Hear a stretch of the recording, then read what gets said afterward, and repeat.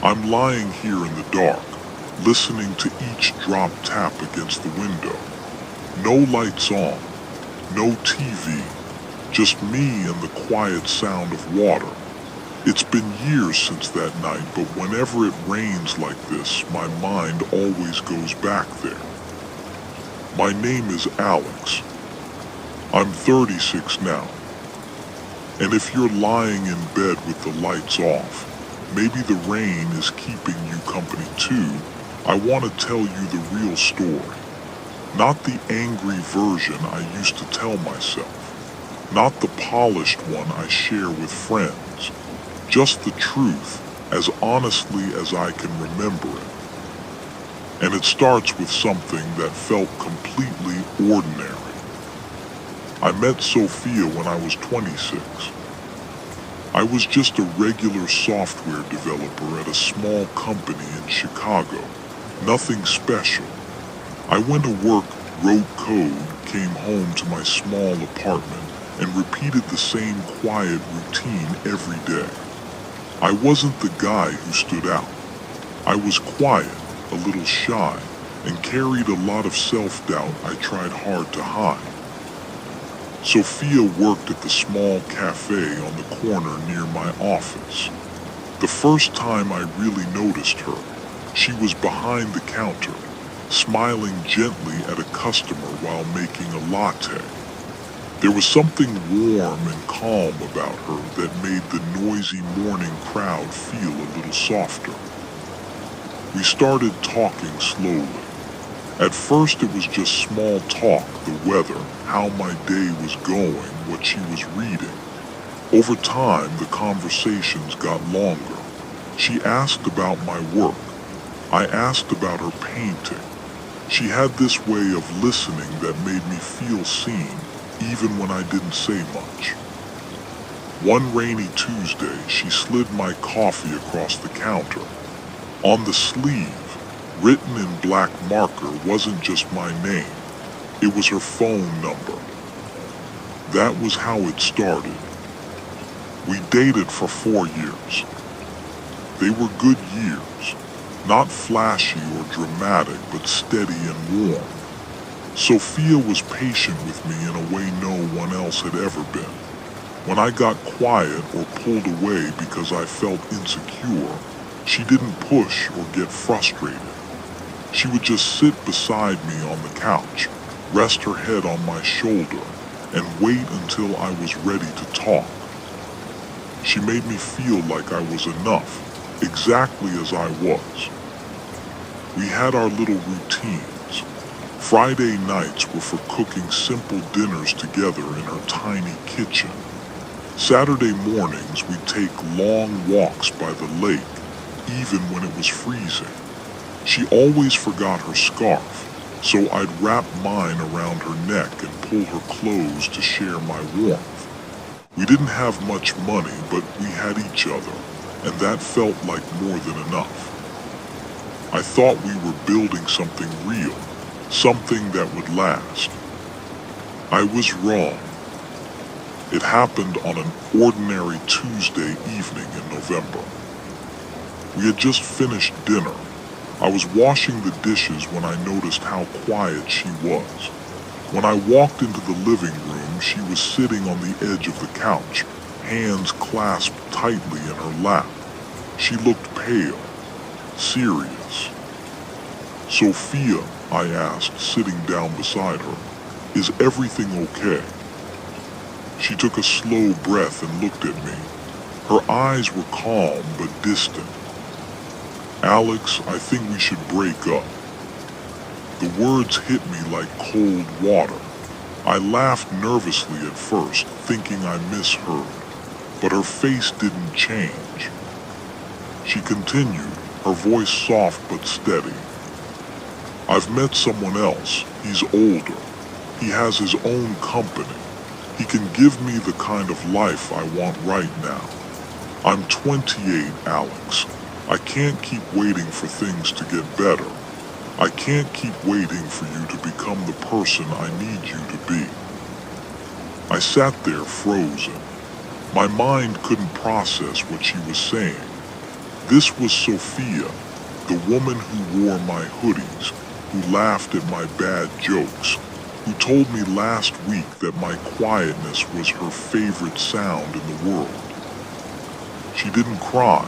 She didn't raise her voice. She just said it like it was a simple fact she had already accepted. That was the part that hurt the most. I asked her how long it had been going on. I begged her to talk to me, but she only shook her head and asked me to leave. I don't remember walking down the stairs. I don't remember stepping out into the freezing rain. I just remember standing on the sidewalk, soaked, shaking, feeling like someone had reached inside my chest and taken everything that mattered. That night something inside me broke and then turned into fire. I didn't become a success overnight. In the movies, they show a quick montage. The guy works late a few nights, drinks a lot of coffee, types fast on a keyboard, and suddenly he's a millionaire.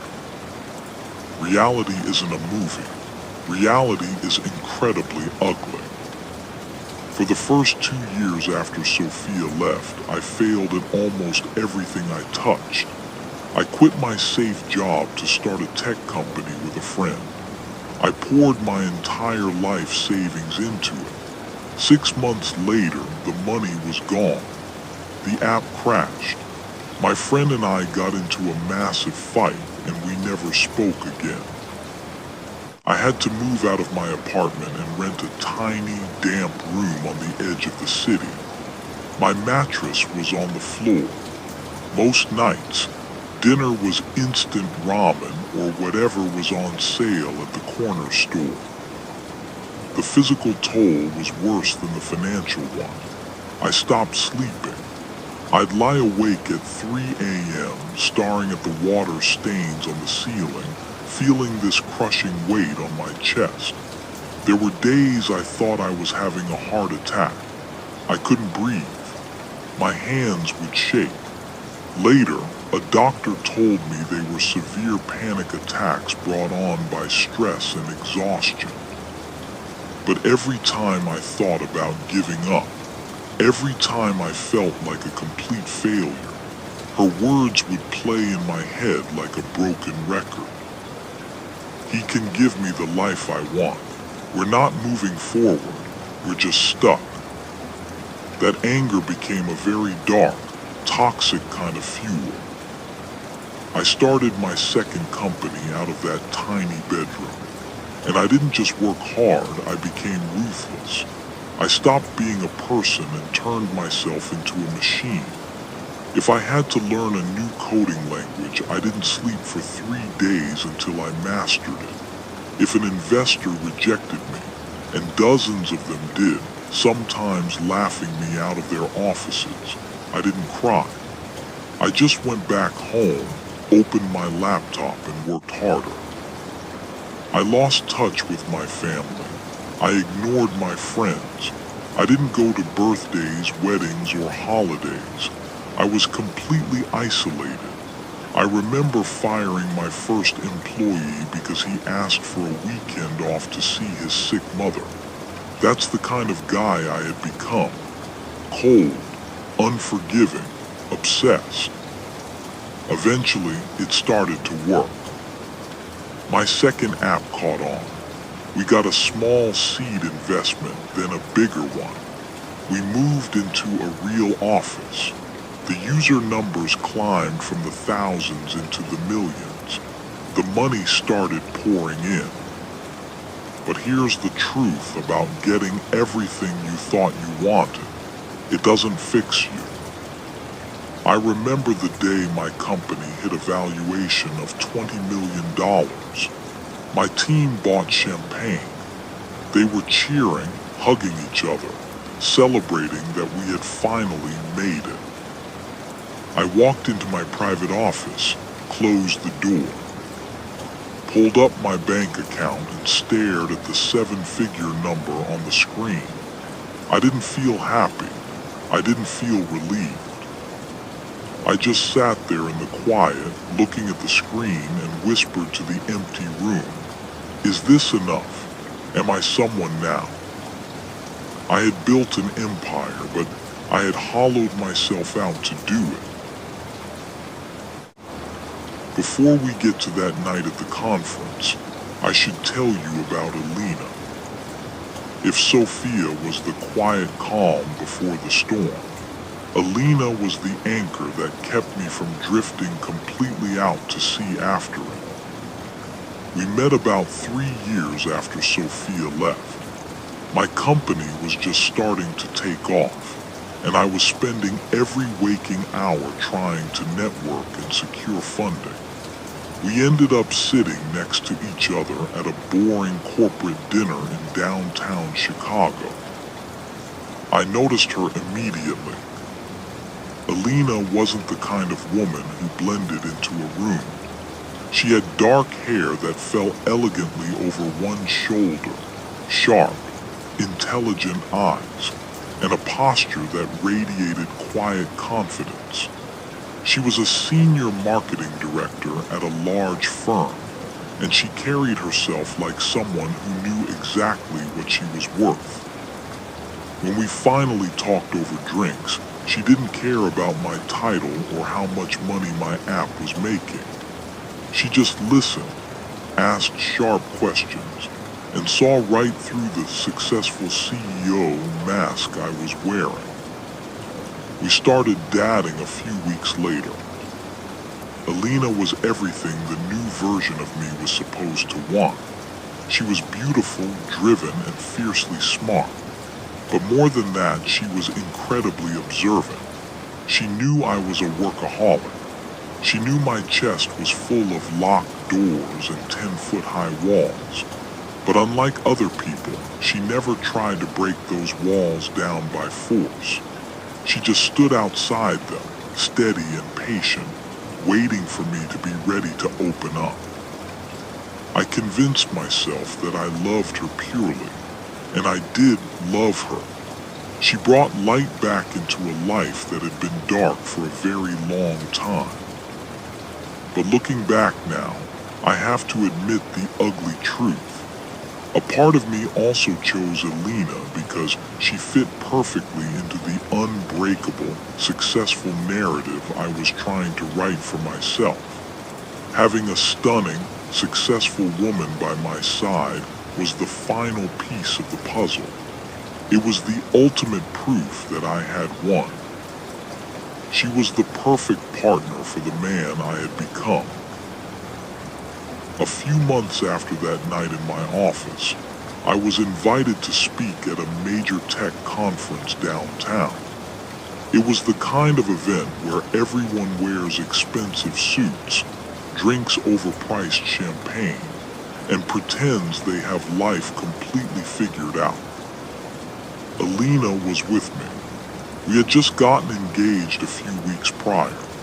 She looked stunning in a deep green dress, standing confidently by my side while people kept coming up to shake my hand and congratulate me on my company's growth. I was nodding along to some investor's boring story when I looked across the room, and my chest just froze. It was Sophia. She was standing near the bar holding a glass of water. 5 years had passed, but she looked almost exactly the same. Same soft hair, same quiet way of observing the room.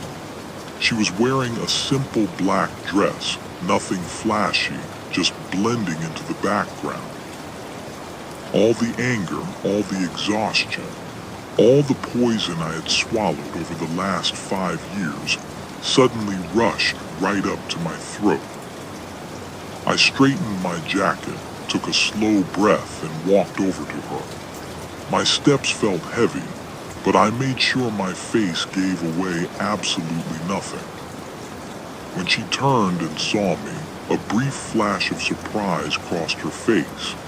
Then she smiled. It was that same soft, gentle smile I remember. "Alex," she said, her voice just barely carrying over the noise of the room. "It's been a long time." "Yeah, it has," I said. My voice was steady, polite, cold. I gently touched Alina's lower back and brought her closer. "Sophia, this is Alina, my fiancée." Alina smiled warmly and held out her hand. "It's so nice to meet you." "Nice to meet you too," Sophia said, shaking her hand.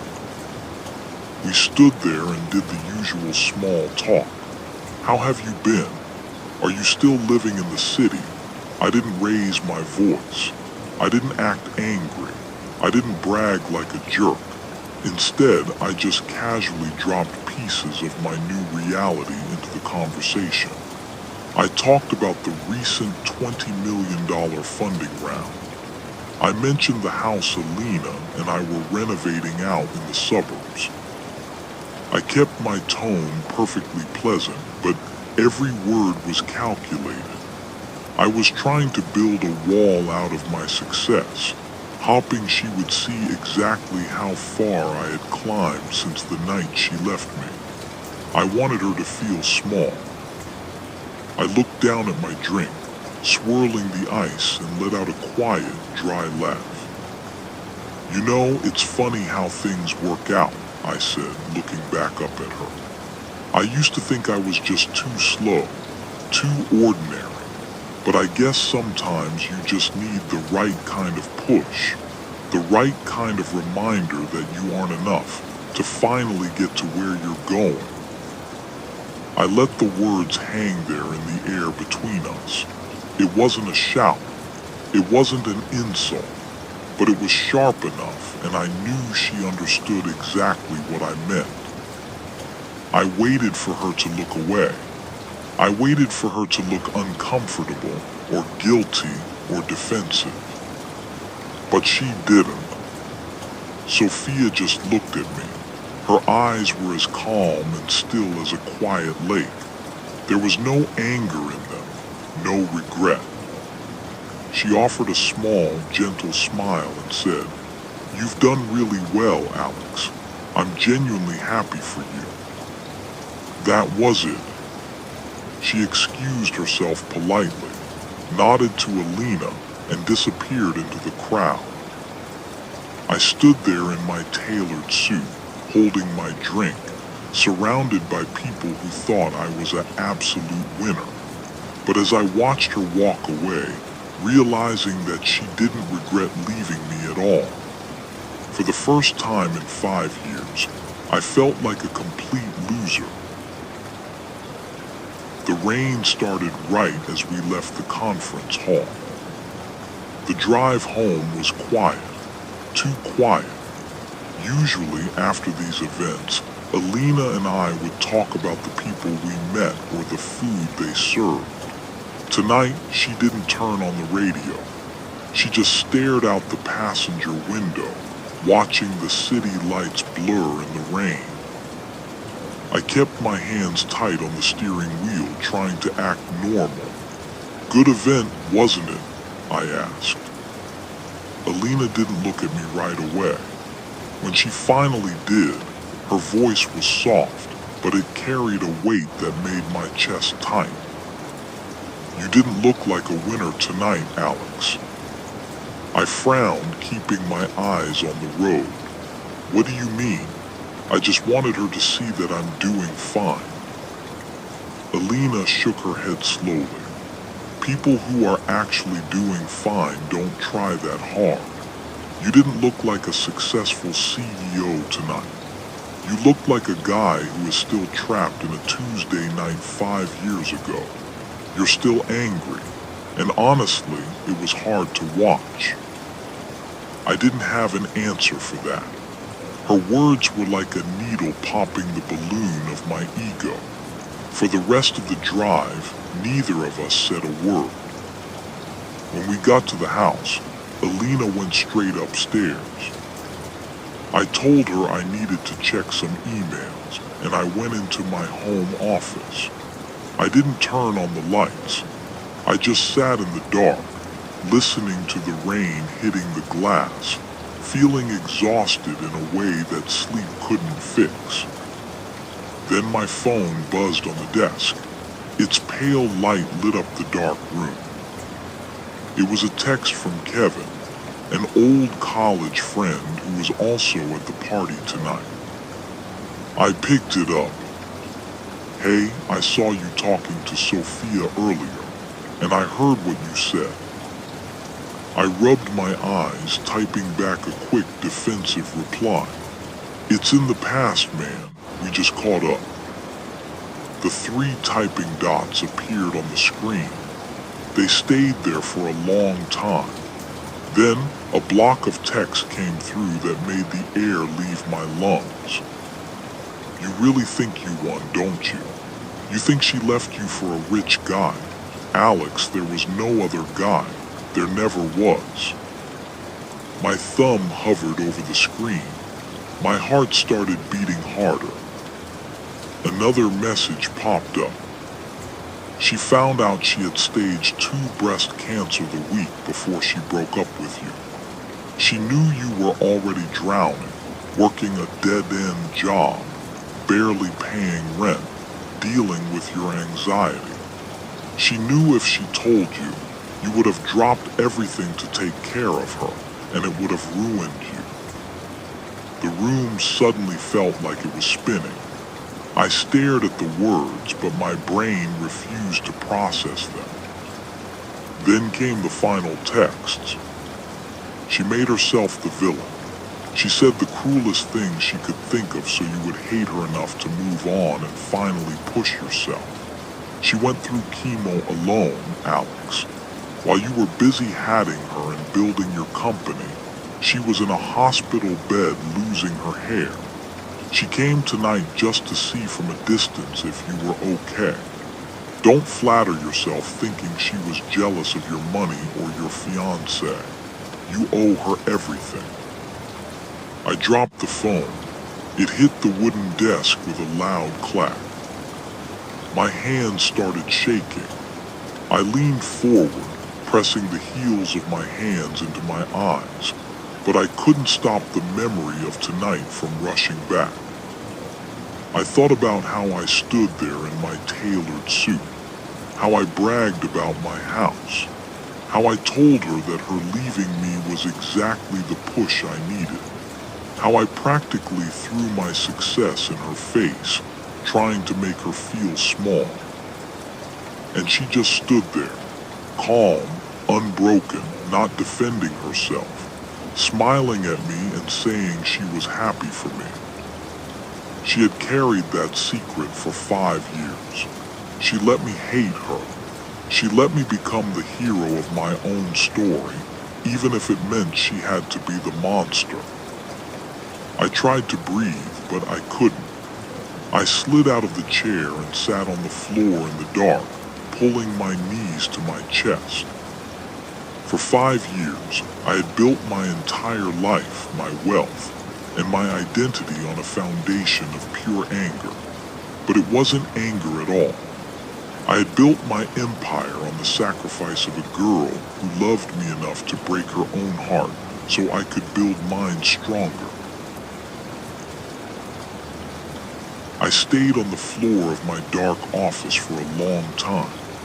The pale light from my phone screen eventually faded to black, leaving me in complete shadows. I closed my eyes, trying to block out the suffocating guilt in my chest. But in the dark, the memories I had spent 5 years trying to bury came rushing back to the surface. Suddenly, I wasn't a millionaire CEO sitting in a custom-built house. I was 27 again. It was our 3rd winter together. The heater in my terrible, drafty apartment had broken down in the middle of January. I had $0 in my savings account to fix it, and I was panicking, feeling like a complete failure. But Sophia didn't complain. She didn't look at me with disappointment. She just went to her place, brought back 3 cheap, itchy wool blankets, and made a fort on my living room floor. We wore thick sweaters indoors and drank cheap hot chocolate out of chipped mugs. I remember her laughing, that warm, musical laugh, as my teeth chattered. She had wrapped her arms around my neck, resting her forehead against mine, and whispered, "We don't need the heater, Alex. We have everything we need right here." I remembered the way she used to look at me when I was working late on my terrible laptop. She would silently place a cup of tea next to my keyboard and just run her hand through my hair. She never asked for expensive dinners. She never asked for a diamond ring. She just asked for me. She loved me so purely, so entirely, that she was willing to endure the most terrifying experience of her life, cancer, completely alone, just so she wouldn't become a weight around my neck. While I was out here drinking 12 cups of coffee a day, sitting in boardrooms and practicing my arrogant speeches, she was sitting in a cold, sterile hospital chair, alone, losing her hair, sick from the chemo. And all she had to hold on to was the hope that her lie was working, that I was finally flying. I opened my eyes, staring into the dark, empty office. The realization hit me so hard, I physically gasped for air. I can't go back. I could write a check for $1 million right now. I could buy a building. I could fly to Paris tomorrow morning. But I could never, ever buy back that Tuesday night. I couldn't go back and hold her hand while the doctors gave her the diagnosis. I couldn't go back and sit with her during the chemotherapy. I couldn't go back to tonight's party and swallow the cruel, arrogant words I had spit in her face. The bridge wasn't just burned, it was completely gone.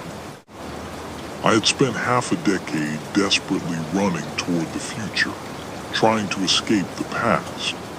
And now, standing at the finish line with my pockets full of money, I realized I would give absolutely everything I owned just to go back to that freezing apartment, wrapped in cheap blankets, and tell her that I loved her.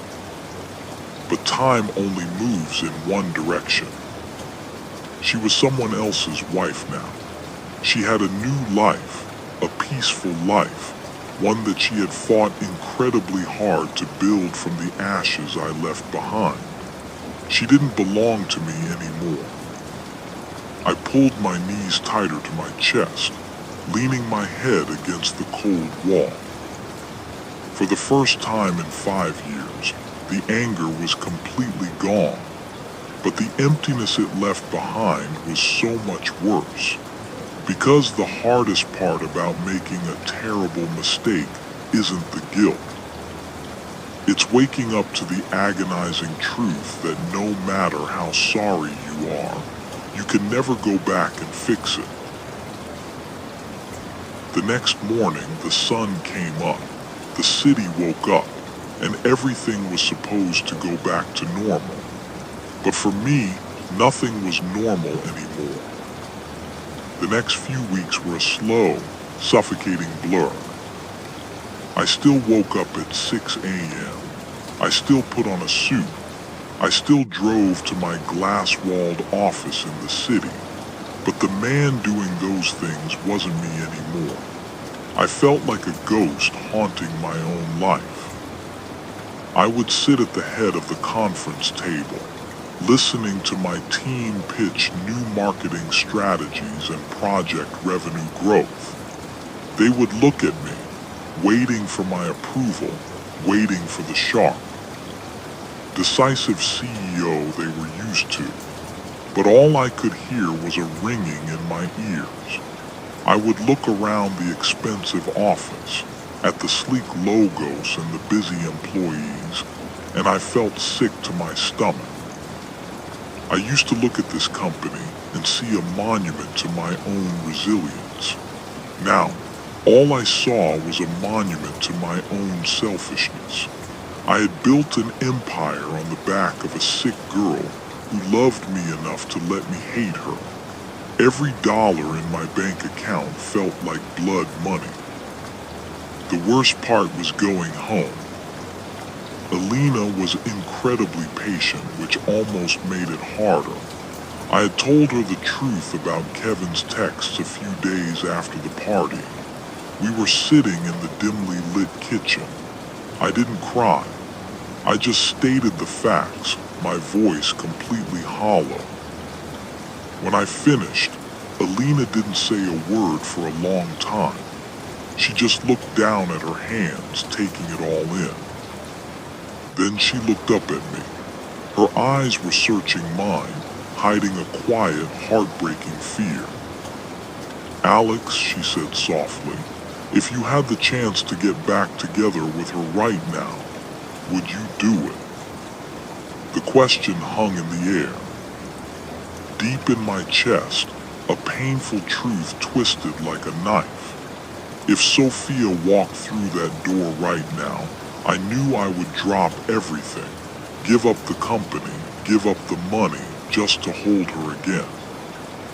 But I looked at Alina. I looked at the woman who had built this life with me, who was looking at me like I was her whole world.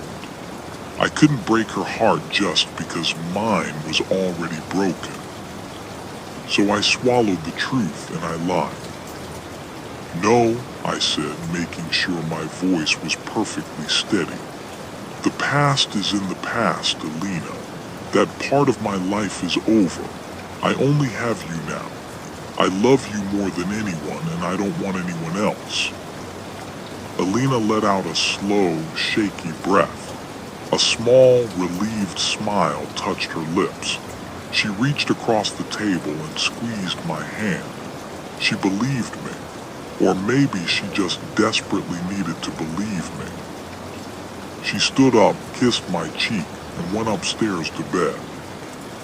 I stayed in the kitchen, listening to her footsteps fade away. I looked at the empty chair across from me, and the silence in the room suddenly felt suffocating. I had just said exactly what she needed to hear. I had kept my current life intact. But sitting there in the dark, listening to the rain, I had never felt more like a liar in my entire life. We slept in the same bed, but there was an invisible wall between us. I was trapped in the past, carrying a heavy, suffocating guilt, and she knew she couldn't pull me out of it. One night, I was sitting on the living room couch at 2 a.m., staring at the dark TV screen. I hadn't slept more than a couple of hours a night since the conference. I heard footsteps on the stairs, and Alina walked in, wrapping a cardigan around her shoulders. She sat at the other end of the couch. We sat in silence for a while, just listening to the hum of the refrigerator. "You're slipping away, Alex," she said softly. Not with anger, just with a sad kind of resignation. I rubbed my face with my hands. "I don't know how to fix this, Alina. I don't know how to be the guy you agreed to marry right now.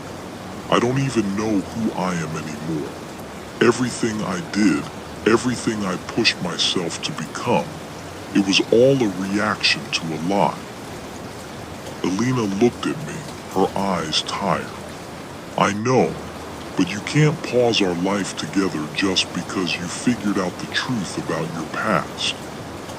She was right, but knowing she was right didn't make the heavy weight in my chest go away. There were so many times I almost reached out to Sophia. I found her on social media. Kevin was right. She wasn't living in a mansion. She was living in a normal suburb, married to a guy who looked like a middle school teacher. Her hair was shorter now, but her smile was exactly the same.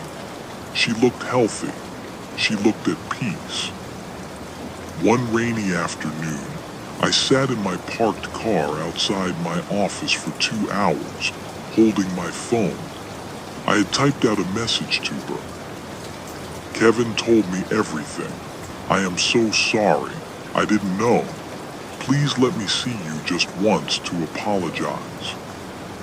My thumb hovered over the send button. My heart was pounding in my throat. I desperately wanted to send it. I wanted to sit across from her, break down, and tell her how sorry I was for the things I said at the party. I wanted her to forgive me. But then I stopped. I looked at the message again, and a painful realization washed over me. Sending that message wasn't about giving Sophia closure. She already had closure. She had moved on. Sending that message was entirely about me. It was about me wanting to relieve my own guilt. It was about me wanting her to comfort me for the sacrifice she had made. If I crashed back into her life now, dragging my apologies and my guilt, I would only be disrupting the peace she had fought so hard to build. She didn't need my apology. She didn't need my money. So I deleted the message, character by character. I turned off my phone, rested my head against the steering wheel, and let the rain wash over the windshield. I didn't send the text, but the silence that followed was the heaviest thing I had ever carried. There was no quick fix. There was no healing yet. There was just me, sitting in the ruins of my own pride, finally learning what it feels like to live with a regret you can never, ever undo. Healing doesn't happen like a light switch turning on. You don't just wake up one morning, look in the mirror, and decide you're fixed. For me, healing was painfully slow. It was quiet, and it started with acceptance. I couldn't change the past. I couldn't unsay the things I said to Sophia at that party. But I realized that if I let the guilt destroy me, then her sacrifice, everything she went through to push me forward, would have been for nothing. She broke her own heart so I could build a life. The least I could do was build a life actually worth living. So I started making changes. I started with my company. The empire I built on anger needed a new foundation. I stepped back from the crazy 80-hour work weeks. I stopped treating my employees like gears in a machine. I remembered the guy I fired years ago because he wanted to visit his sick mother, and it made my stomach turn. I couldn't hire him back, but I made sure no one in my office ever had to choose between their job and their family again. We put people first. We lost a little profit, but the air in the office didn't feel so hard to breathe anymore. Then there was Alina. We didn't have a magical movie-style reconciliation. We had to do a lot of hard work. We spent nights just talking, really talking without egos or walls. I had to learn how to be present with her, not just physically, but emotionally. I had to learn how to be the man she deserved, not the broken guy trying to prove a point to a ghost. We're still figuring it out sometimes, but the invisible wall between us is gone. We're walking on the same path now. As for Sophia, I never saw her again. I don't know if she ever thinks about me. I don't know if she knows that I finally understand what she did. And honestly, I've learned to be okay with not knowing.